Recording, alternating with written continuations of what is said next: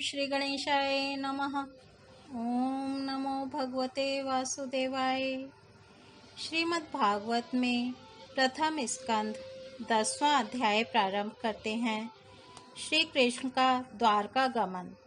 शौनक जी ने पूछा, धार्मिक शिरोमणि महाराज युधिष्ठिर ने अपनी पैतृक संपत्ति को हड़प जाने के इच्छुक आतताइयों का नाश करके अपने भाइयों के साथ किस प्रकार से राज्य शासन किया और कौन कौन से काम किए, क्योंकि भोगों में तो उनकी प्रवृत्ति थी ही नहीं। सूत जी कहते हैं, संपूर्ण सृष्टि को उज्जीवित करने वाले भगवान श्री हरि परस्पर की कलहाग्नि से दग्ध कुरुवंश को पुनः अंकुरित कर और युधिष्ठिर को उनके राज्य सिंहासन पर बैठाकर बहुत प्रसन्न हुए। भीष्म पितामह और भगवान श्री कृष्ण के उपदेशों के श्रवण से उनके अंतःकरण में विज्ञान का उदय हुआ और भ्रांति मिट गई। भगवान के आश्रय में रहकर वे समुद्र पर्यंत सारी पृथ्वी का इंद्र के समान शासन करने लगे। भीमसेन आदि उनके भाई पूर्ण रूप से उनकी आज्ञाओं का पालन करते थे। युधिष्ठिर के राज्य में आवश्यकता अनुसार यथेष्ट वर्षा होती थी। पृथ्वी में समस्त अभीष्ट वस्तुएं पैदा होती थीं। बड़े बड़े थनों वाली बहुत सी गौएं प्रसन्न रहकर गौशालाओं को दूध से सींचती रहती थीं। नदियाँ, समुद्र, पर्वत, वनस्पति, लताएं और औषधियाँ प्रत्येक ऋतु में यथेष्ट रूप से अपनी अपनी वस्तुएं राजा को देती थीं। अजातशत्रु महाराज युधिष्ठिर के राज्य में किसी प्राणी को कभी भी आधि, व्याधि अथवा दैविक, भौतिक और आत्मिक कलेश नहीं होते थे। अपने बंधुओं का शोक मिटाने के लिए और अपनी बहन सुभद्रा की प्रसन्नता के लिए भगवान श्री कृष्ण कई महीनों तक हस्तिनापुर में ही रहे। फिर जब उन्होंने राजा युधिष्ठिर से द्वारका जाने की अनुमति मांगी, तब राजा ने उन्हें अपने हृदय से लगाकर स्वीकृति दे दी। भगवान उनको प्रणाम करके रथ पर सवार हुए। कुछ लोगों समान उम्र वालों ने उनका आलिंगन किया और कुछ छोटी उम्र वालों ने प्रणाम। उस समय सुभद्रा, द्रौपदी, कुंती, उत्तरा, गांधारी, धृतराष्ट्र, युयुत्सु, कृपाचार्य, नकुल, सहदेव, भीमसेन, धौम्य और सत्यवती आदि सब मूर्छित से हो गए। वे शारंग पाणी श्री कृष्ण का विरह नहीं सह सके। भगवत भक्त सत्पुरुषों के संग से जिसका दुसंग छूट गया है, वह विचारशील पुरुष भगवान के मधुर मनोहर सुयश को एक बार भी सुन लेने पर फिर उसे छोड़ने की कल्पना भी नहीं करता। उन्हीं भगवान के दर्शन तथा स्पर्श से, उनके साथ आलाप करने से तथा साथ ही साथ सोने, उठने बैठने और भोजन करने से जिनका संपूर्ण हृदय उन्हें समर्पित हो चुका था, वे पांडव भला उनका विरह कैसे सह सकते थे। उनका चित्त द्रवित हो रहा था। वे सब निर्निमेष नेत्रों से भगवान को देखते हुए स्नेह बंधन से बंधकर जहाँ तहाँ दौड़ रहे थे। भगवान श्री कृष्ण के घर से चलते समय उनके बंधुओं की स्त्रियों के नेत्र उत्कंठावश उमड़ते हुए आंसुओं से भर आए, परंतु इस भय से कि कहीं यात्रा के समय अशकुन न हो जाए, उन्होंने बड़ी कठिनाई से उन्हें रोक लिया।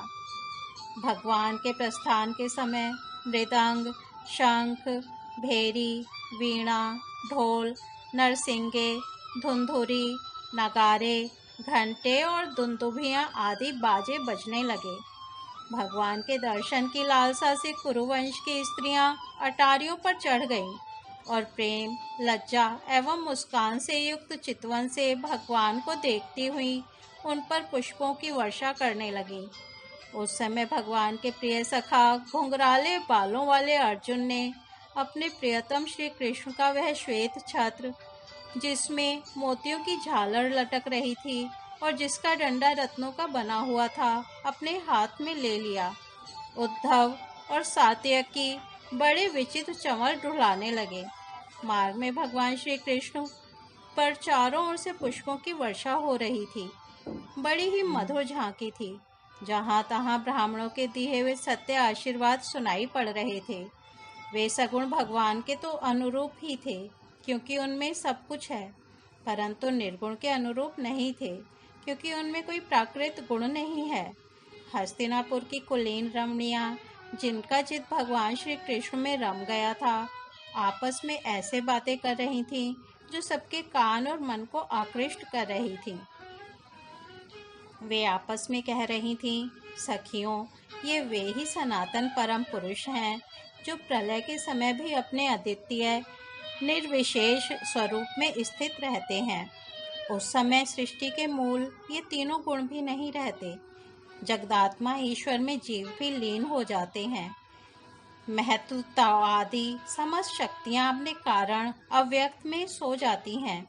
उन्होंने ही फिर अपने नाम रूप रहित स्वरूप में नाम रूप के निर्माण की इच्छा की तथा अपनी काल शक्ति से प्रेरित प्रकृति का, जो कि उनके अंशभूत जीवों को मोहित कर लेती है और सृष्टि की रचना में प्रवृत्त रहती है, अनुसरण किया और व्यवहार के लिए वेदादि शास्त्रों की रचना की। इस जगत में जिसके स्वरूप का साक्षात्कार जितेंद्रिय योगी अपने प्राणों को वश में करके भक्ति से प्रफुल्लित निर्मल हृदय में किया करते हैं, ये श्री कृष्ण वही साक्षात पर ब्रह्म है। वास्तव में इन्हीं की भक्ति से अंतःकरण की पूर्ण शुद्धि हो सकती है, योगादि के द्वारा नहीं। सखी, वास्तव में ये वही हैं जिनकी सुंदर लीलाओं का गायन वेदों में और दूसरे गोपनीय शास्त्रों में व्यासादि रहस्यवादी ऋषियों ने किया है, जो एक अद्वितीय ईश्वर हैं और अपनी लीला से जगत की सृष्टि, पालन तथा संहार करते हैं, परंतु उनमें आसक्त नहीं होते।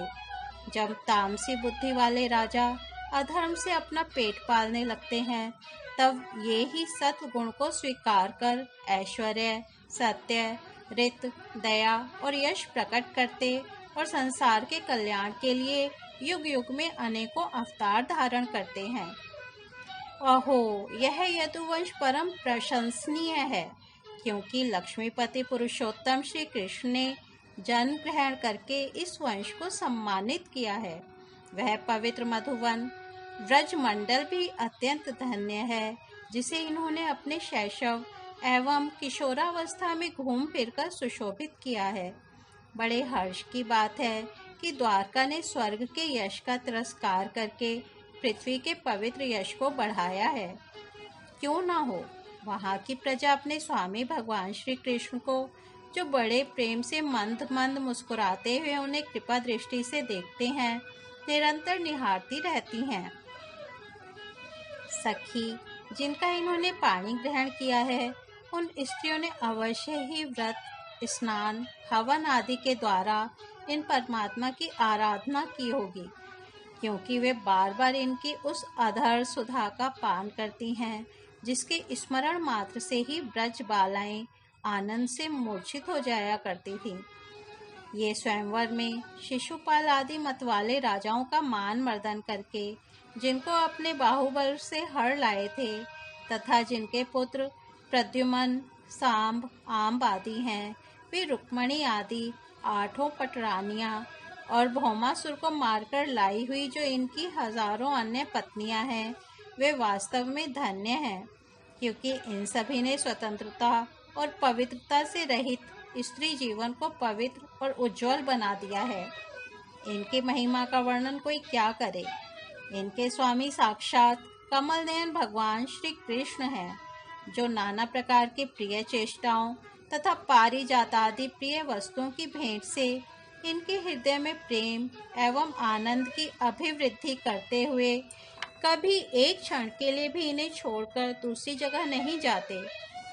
हस्तिनापुर की स्त्रियां इस प्रकार बातचीत कर ही रही थीं कि भगवान श्री कृष्ण मंद मुस्कान और प्रेम पूर्ण चितवन से उनका अभिनंदन करते हुए वहां से विदा हो गए। अजात शत्रु युधिष्ठिर ने भगवान श्री कृष्ण की रक्षा के लिए हाथी, घोड़े, रथ और पैदल सेना उनके साथ कर दी। उन्हें स्नेहवश यह शंका हो आई थी कि कहीं रास्ते में शत्रु इन पर आक्रमण न कर दें। सुदृढ़ प्रेम के कारण कुरुवंशी पांडव भगवान के साथ बहुत दूर तक चले गए। वे लोग उस समय भावी विरह से व्याकुल हो रहे थे।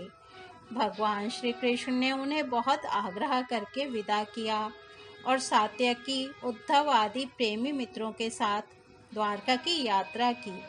शौनक जी वे कुरुजांगजल, पांचाल, शूरसेन, यमुना के तटवर्ती प्रदेश, ब्रह्मावर्त, कुरुक्षेत्र, मत्स्य, सारस्वत और मरुधन्व देश को पार करके 100 वीर और आभीर देश के पश्चिम आनर्त देश में आए। उस समय अधिक चलने के कारण भगवान के रथ के घोड़े कुछ थक से गए थे। मार्ग में स्थान स्थान पर लोग उपहार आदि के द्वारा भगवान का सम्मान करते। सायंकाल होने पर वे रथ पर से भूमि पर उतर आते और जलाशय पर जाकर संध्या वंदन करते। यह उनकी दिनचर्या थी। आज श्रीमद् भागवत के प्रथम स्कंध में 10वां अध्याय यहीं समाप्त होता है। कल 11वां अध्याय द्वारका में श्री कृष्ण का राजोचित स्वागत सुनेंगे। तब तक के लिए विराम देते हैं। हरि ओम तत्सत।